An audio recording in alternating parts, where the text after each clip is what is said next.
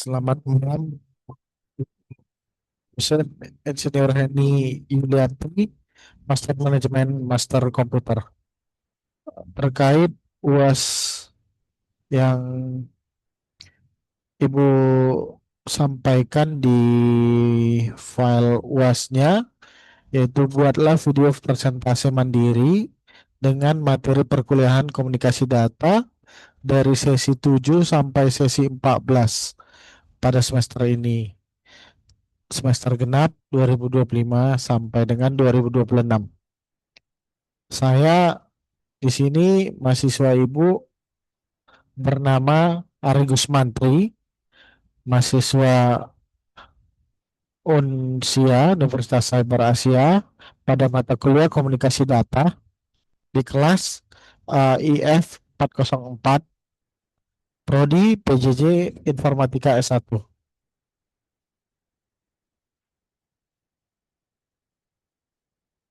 Untuk mata kuliah di semester di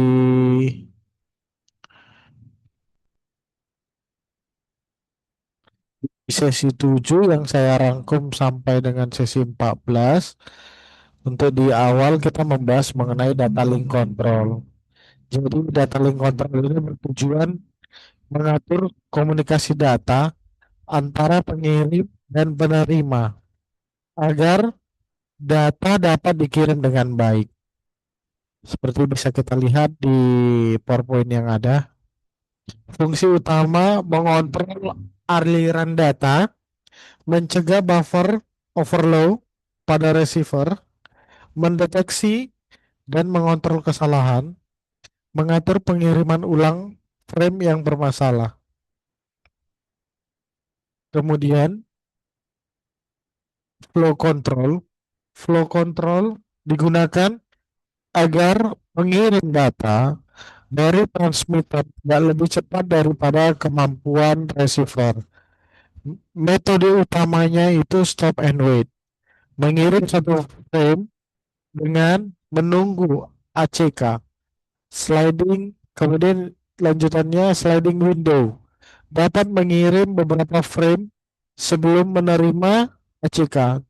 Tujuannya menjaga agar data tetap dapat diterima tanpa menyebabkan buffer penuh. Kemudian terkait error control dan ARQ. Error control itu digunakan untuk mendeteksi dan menangani kesalahan dalam transmisi. Adapun beberapa metodenya itu RPI, kemudian Cyclic Redundancy Check atau CRC, kemudian Automatic Repeat Request atau ARQ. Jenis ARQ itu ada stop and wait, kemudian go back and, kemudian selective reject ataupun selective retransmission. HD HDLC HDLC yaitu High Level Data Link Control adalah protokol data link untuk pertukaran data kontrol. Jenis stasiun yaitu ada primary station, secondary station, combined station. Terkait primary station itu merupakan mengendalikan operasi link. Secondary station berada di bawah kendali primary. Kemudian ada combined station, dapat berfungsi sebagai command dan response.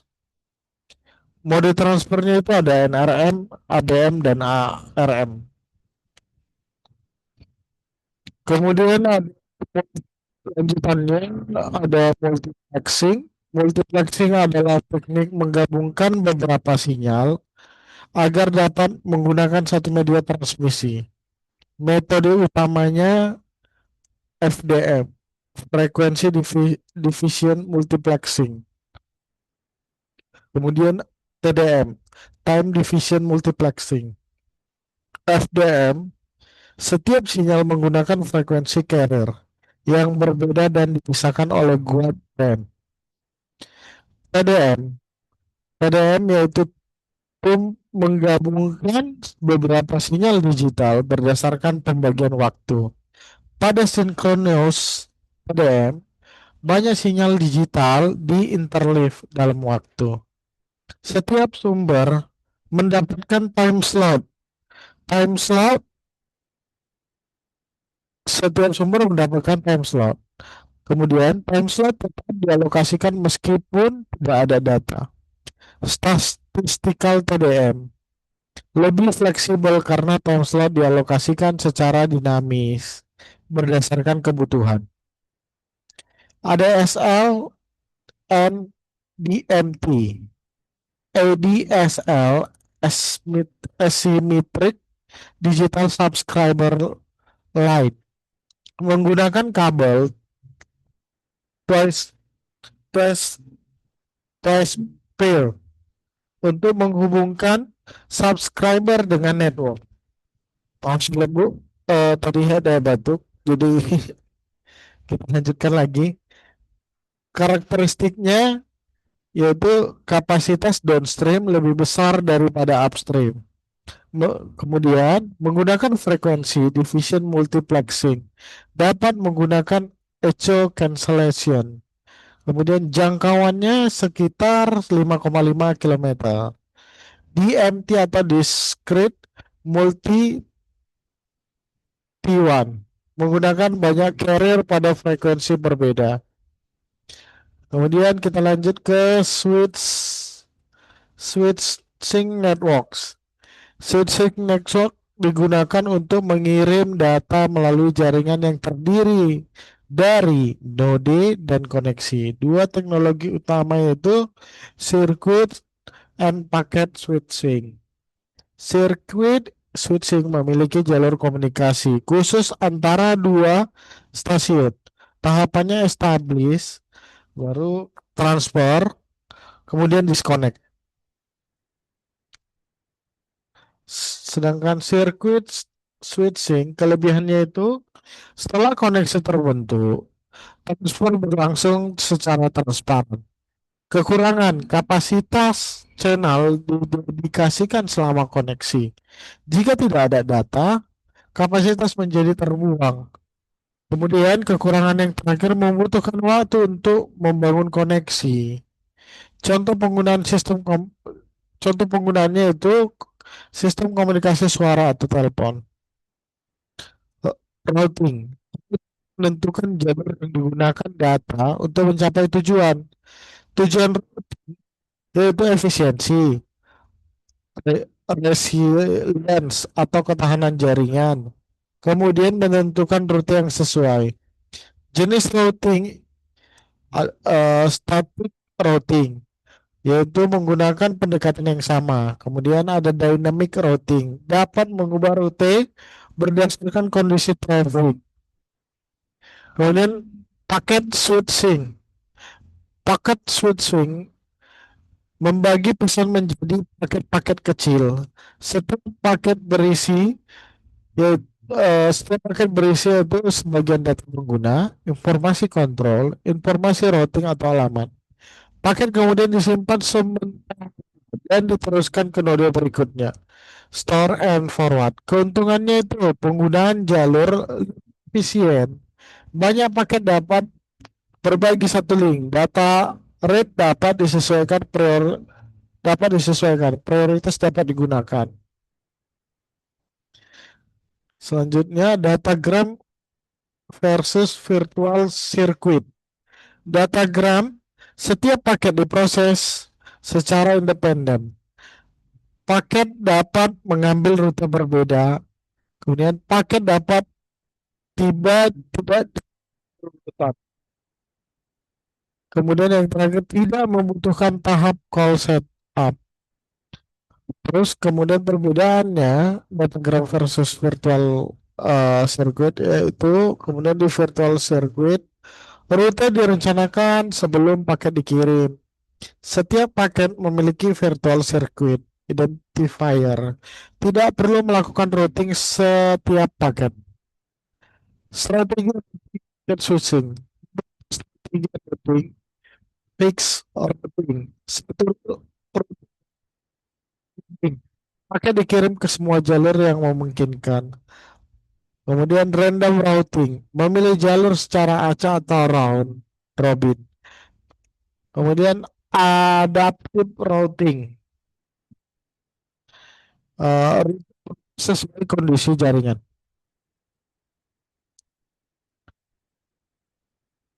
Asin asynchronous transfer mode atau ATM, mentransmisikan data dalam bentuk paket berukuran tetap yang disebut sel.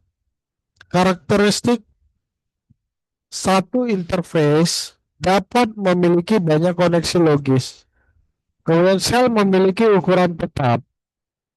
Kemudian penggunaan overhead relatif rendah.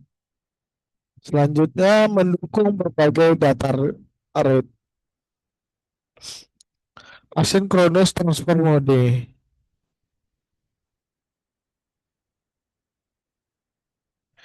Selanjutnya ATM cell. Satu ATM cell terdiri dari yaitu 5 octet header. Kemudian 48 octet information field. Ketiga, total 53 octet atau 53 octet. Ukuran sel yang kecil membantu mengurangi delay dan membuat switching lebih efisien. ATM service kategori. Kategori layanan ATM yaitu kemudian CBR, constant bitrate VBR, real time variable bitrate, non real time NRT VBR, ABR available bitrate, UBR unspecified bitrate. Contoh CBR yaitu audio, video tanpa kompresi. Kemudian video conference, interaktif audio. ATM Adaption Layer. ATM Adaption Layer atau AAL berfungsi mendukung transfer informasi dari protokol aplikasi yang tidak berbasis ATM. Fungsinya mengubah data menjadi sel, menyusun kembali data dari sel, menangani transmission error, segmentation, and assembly, menangani sel yang hilang. Jenis-jenis AL kita bisa lihat sendiri, ada AL tipe 1, AL tipe 2, AL tipe 3/4, ada AL tipe 5. Frame relay. Frame relay dirancang agar lebih efisien dibandingkan X25. Karakteristik ya yaitu multiplexing dan switching dilakukan pada layer 2. Kemudian tidak menggunakan hop by hop dan flow control. Selanjutnya error dan flow control dapat dilakukan oleh layer yang lebih tinggi. Kemudian terakhir menghasilkan delay lebih rendah dan throughput lebih tinggi. Selanjutnya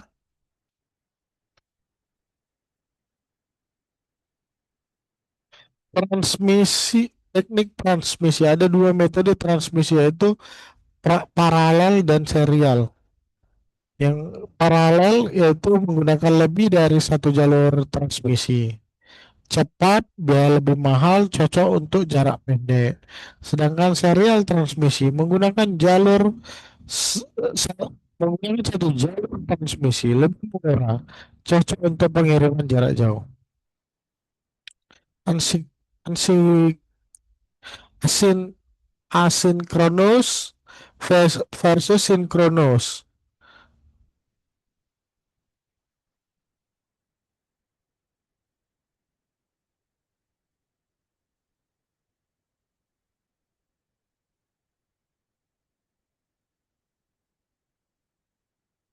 Asynchronous yaitu tidak memerlukan synchronous clock.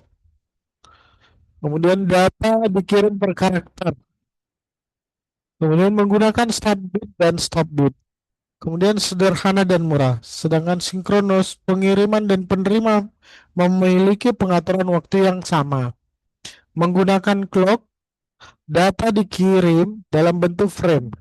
Kemudian lebih efisien untuk ukuran blok data yang besar. Oke, terima kasih Bu.